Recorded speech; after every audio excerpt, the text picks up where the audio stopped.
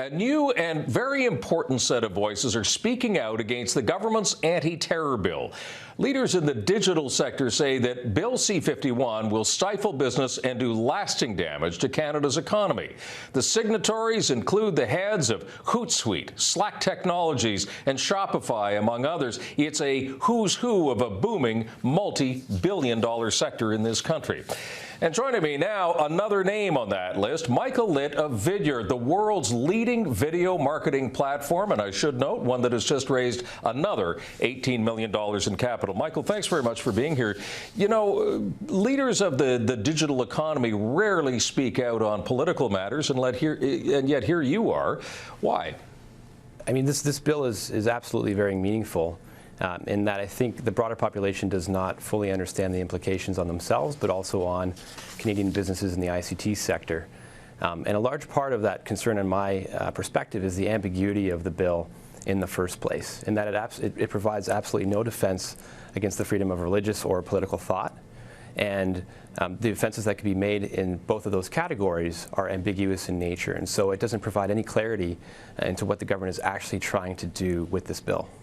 Let me zero in on your sector for a minute, though. What damage can this legislation, in your view, be done financially, not only right now, but in the future to our digital economy?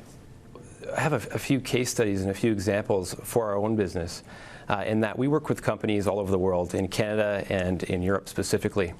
And one of the most recent trends in our business is that we actually store some customer data with respect to how they're viewing videos and where they work, et cetera, as it relates to the organization's marketing initiatives. And we receive constant requests from these foreign entities, again, not located in the U.S., that the content be stored specifically on Canadian servers, because these countries do not know, via the Patriot Act, what the U.S. government is doing with this data. And so from my perspective, you know, this is an opportunity for Canadian companies. This is a competitive advantage with external markets for Canadian companies that the U.S. businesses simply don't have. And this bill will essentially depreciate that advantage for the data storage and for the implications that are caused by this bill. I mean, there's broader reaching implications for sure with respect to how individual employees in our organization can freely speak about political or religious things on Twitter, et cetera, that could imply you know, a hazardous outcome for our business itself. But the broader piece of it is definitely in the storage of data for our foreign customers. Michael, are you even concerned about speaking out publicly about this because of the vagueness of the bill and the worries that you have that may accrue to you as a result of being a critic of the bill? If the bill had been already passed, I probably would have turned down this interview. And you know, I'm interested in the implications of even doing this in the first place, but I feel passionately enough about the cause that I think it's worthwhile to have this conversation and hopefully broaden the understanding of the implications of this bill.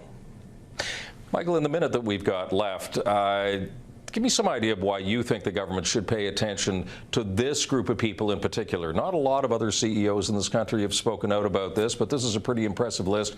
Why are you guys important? Why should the government even listen to you?